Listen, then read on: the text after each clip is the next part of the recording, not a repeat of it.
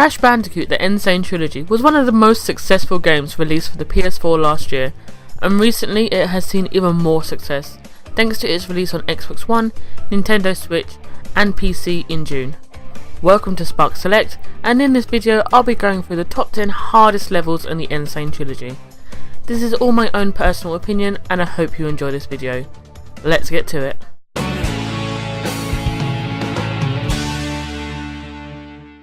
Number 10. The Lab. The Lab is the final level of the original game before your battle against Cortex. Cortex is throwing all he's got at you in one last push to keep you away, and boy does he make it hard.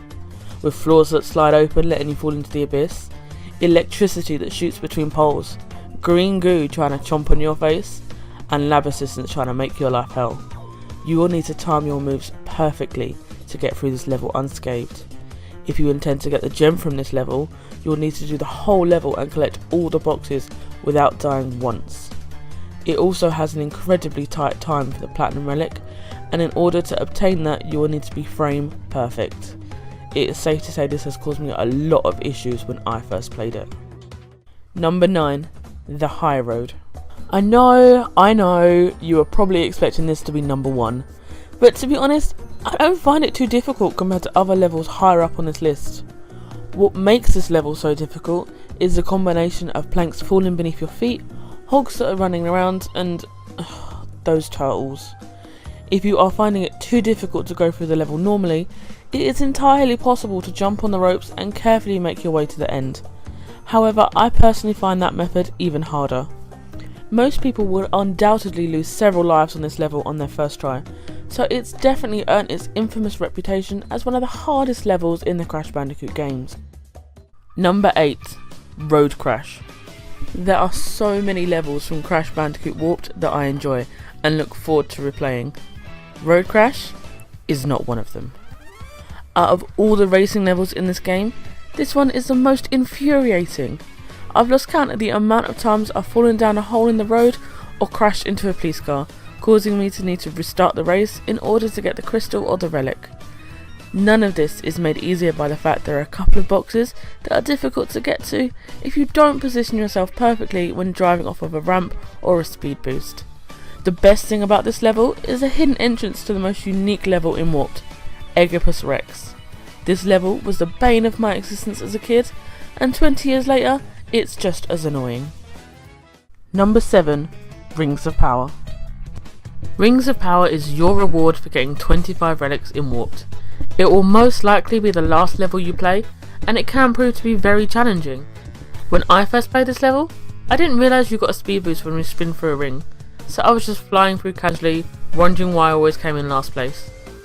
After I worked it out, I certainly improved, but I found it incredibly difficult to navigate through all the rings at the highest speed that I was travelling.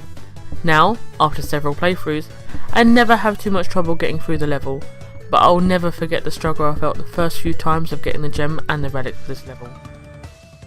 Number 6. Sunset Vista. When creating this list, I couldn't decide where I should place Sunset Vista. This level isn't too difficult when just traversing the level to get the gem. You don't have to worry about dying too much, as the gem doesn't require a perfect run to obtain, and neither of the 2 bonus levels have caused me to start pulling my hair out. What I find difficult about Sunset Vista is getting the relic. Although a very lenient time for a gold relic, timing every jump and spin perfectly is required for platinum. It's also one of the few levels on the original game that I haven't earned the platinum relic for. The required time for a gold relic requires you to beat the level in 4 minutes and 10 seconds, making it the second longest level next to Stormy Ascent. Therefore, going for the relic and failing near the end makes it even more frustrating than with other levels that are much shorter. It also wins the award for my least favourite level in the trilogy. Number 5. Piston It Away. Piston It Away. I can't help it. I love this level. To get the box gem for this level, you are required to get to the end of the level, collecting all the boxes, turn around and backtrack through half the level to get to the death route without dying. Then go through the death route and collect all the boxes there, and voila, you've done it. Although doing it that way makes it far harder than it needs to be. I personally find it easier by missing the checkpoint by the death route platform, jumping on the death route platform, and killing myself immediately. This way, I don't have to worry about keeping myself alive throughout the level, and I can hit the checkpoint I missed on my way back before I jump on the platform, so I've got a closer checkpoint if I die on the death route. I always look forward to playing this level when I go through Cortex Strikes Back, and just talking about it now makes me really want to play it again. Number 4. Future Tense. Future Tense is the first original level that Vicarious Visions has created based on Naughty Dog's original formula. They have proved with this level they are the perfect developers to deliver a true sequel to the original trilogy. To get both gems for this level, you will need to utilise all the power-ups that you have obtained on your journey and put all your skills to the test. There are plenty of hidden areas to find. I didn't even find the death route platform on my first playthrough. Every jump is a test of timing and skill, ensuring you don't get killed by lasers, giant robots, or Cortex's lab assistants in mini UFOs. If you can make it through to the end, with getting both the box gem and the death route gem, then you have truly mastered the game. Number 3. Stormy Ascent. The first DLC level for the Sane Trilogy is a level that was cut from the original game for being too difficult, so it should come as no surprise that it's high on this list. Be sure to enter this level with a lot of lives, as you will need to execute every jump perfectly to be able to make it to the end in one piece.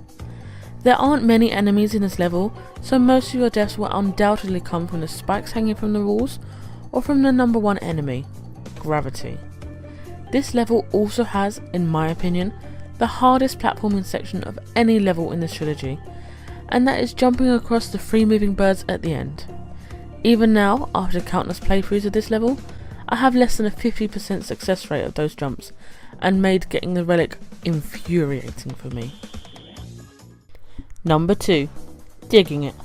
Digging It is one of my least favourite levels for one simple reason: the bees. I don't mind running away from them, that part isn't too much of a challenge, but running towards them is a nightmare, and that is what is required for going for the box gem. Going through the death route, collecting all the boxes, then backtracking to get all the boxes on the normal route, this means getting past so many bees. What I find so challenging is the timing between me noticing the bee and me required to spin the bee away is so tight that I struggle to do it consistently. As with Piston Italy, I leave the checkpoint just before the death route platform until after I backtrack through the bees, so that once I've dealt with the bees, I can save my progress before going back through all the bees. I think I've said bees too many times now. I hate bees. Number 1. Cold Hard Crash. Okay, here we go. My ultimate hardest level. I always get to this level with between 70 to 80 lives. By the end of it, I'm usually scraping 50. I've mentioned a couple other levels in this list that involve going for a death route and backtracking. I wish it was that simple for this.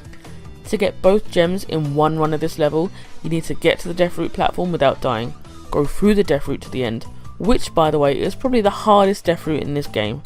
Collect the gem as you fall back down to the main path, kill yourself, go through the death route again, collect all the boxes, hit the exclamation mark box at the end, quickly turn around before you fall back down onto the main path, backtrack through the death route, collect the one box that the exclamation mark box created, take the death route platform back up and continue the main path to the end of the level.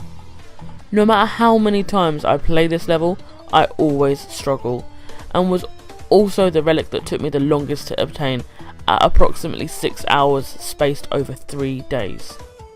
So there you have it, the 10 levels that I find the most challenging in the Sane Trilogy. I hope you enjoyed this video. If you did, please like, comment and subscribe. I would love to hear what levels you found difficult that didn't make it to this list. Or if there are any levels that I spoke about that you actually feel is incredibly easy, please also let me know. Until next time.